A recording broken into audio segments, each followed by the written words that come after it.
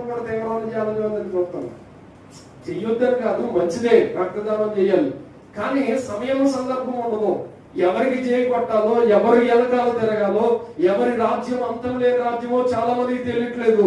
మనల్ని విడిచిపెట్టేస్తారండి. నెగ్గిన తర్వాత, నెగ్గే వరకే మనోళ్ళు, నెగ్గిన తర్వాత అసలు వాళ్ళే చూసుకుంటారు.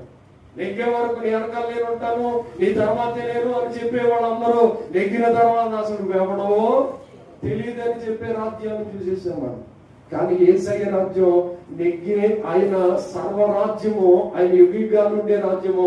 యేసయ్యట సమస్తాన్ని విడిచిపెట్టి భూమి మీదకి వచ్చి దీనుడిగా తగ్గించుకున్నాడు. ఈ రాజు గొప్పడా, ఏ రాజు గొప్పడా చెప్పండి. అది ఏ రాజ్యం అంతం లేని రాజ్యం? గట్టిగా మాట్లాడాలి మీరు.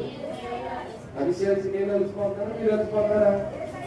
మా అపోజిట్ లో మీరు అలిసిపోతారా? దేవుని స్తోత్రం చెప్పండి. హల్లెలూయా.